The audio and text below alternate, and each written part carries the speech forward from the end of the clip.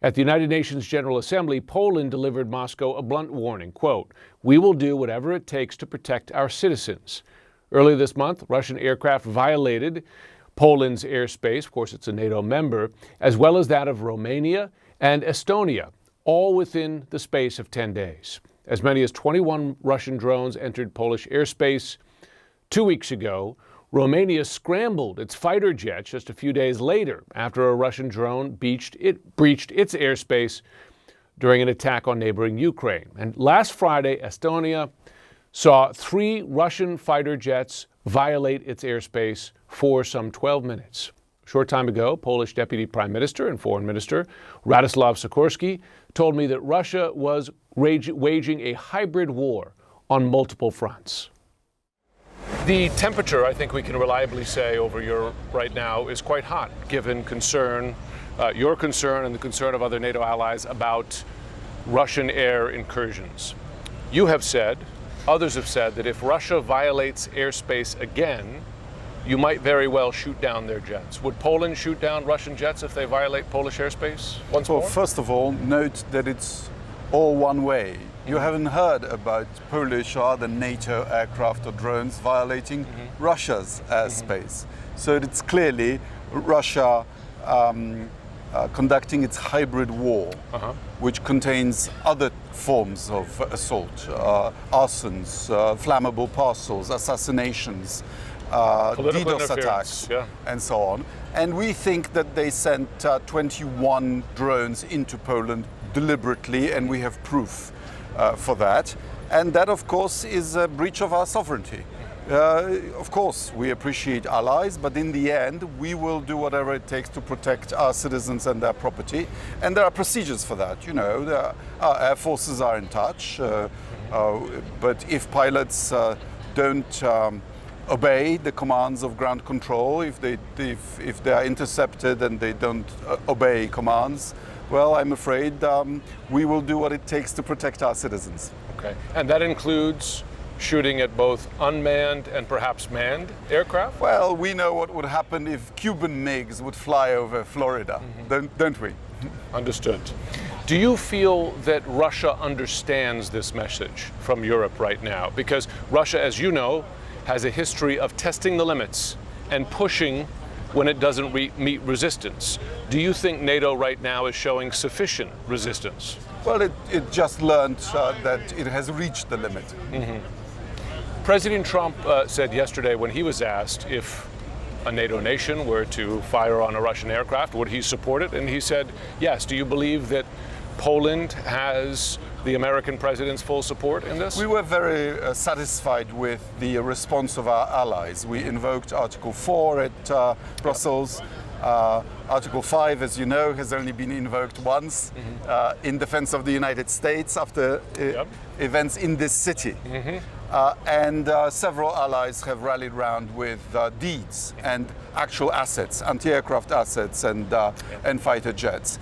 And I hope Russia sees that there would be a unified NATO response. President Trump described the war in Ukraine in quite different terms in his social media posting yesterday, saying that he now believes Ukraine can win all the territory Russia has captured back.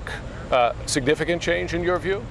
Well, that would be, legally speaking, the easiest way of ending the war. Ukraine just reclaiming its internationally recognized border, and also it's the border recognized by Russia in their bilateral treaty.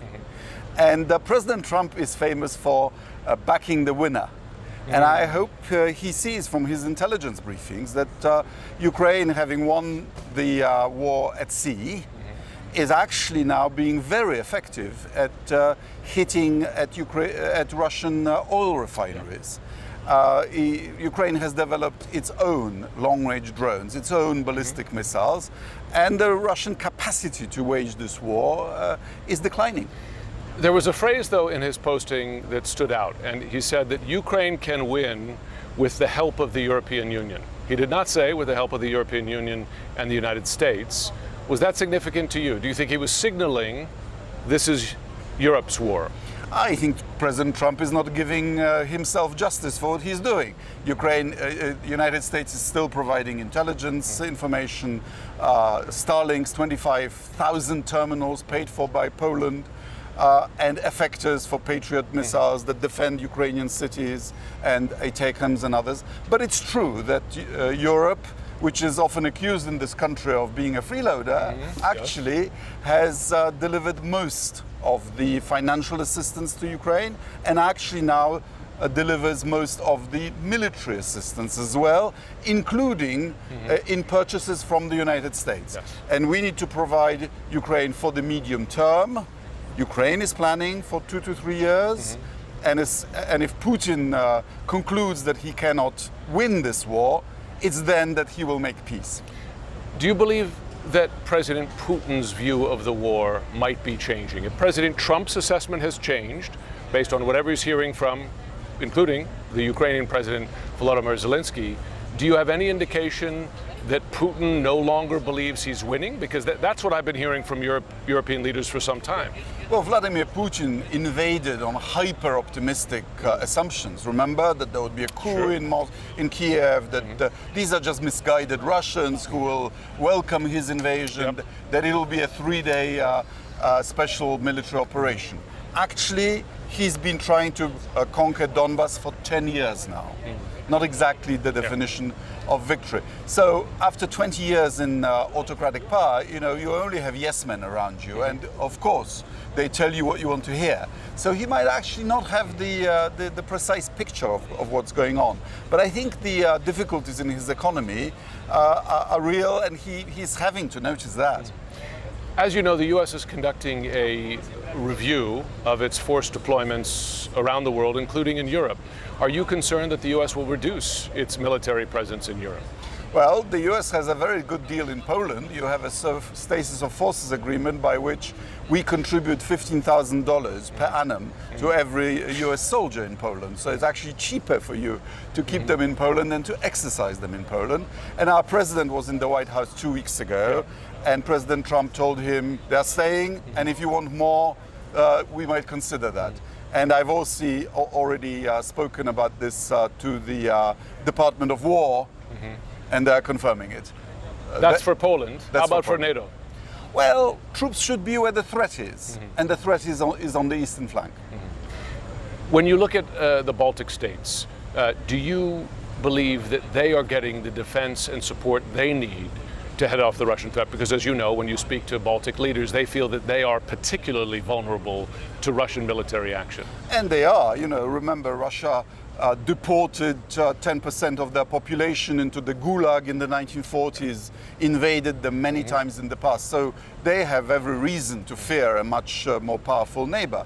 But we are doing air policing over the Baltic states, and Germany is building up a tank brigade in Lithuania.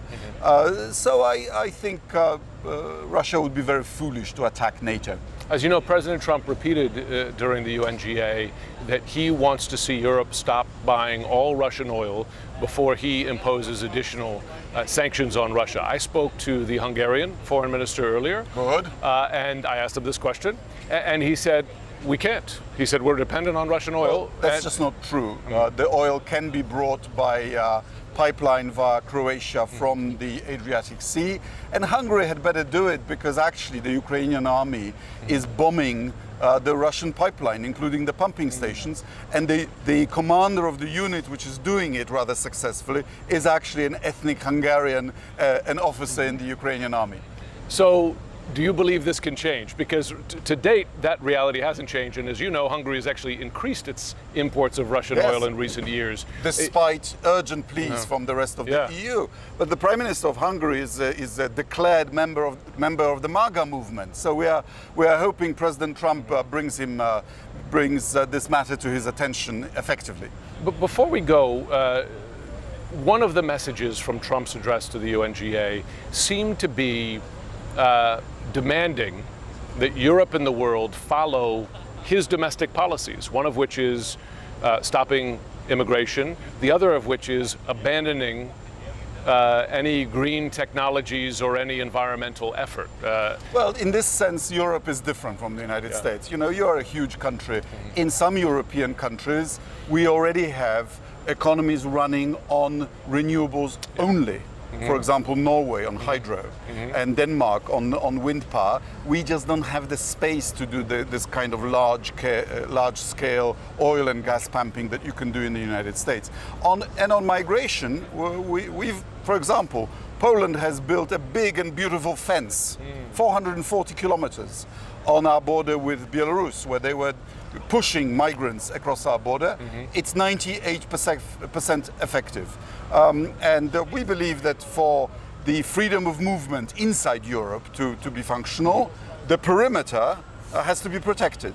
In that sense, we agree with President Trump, and we've already done it.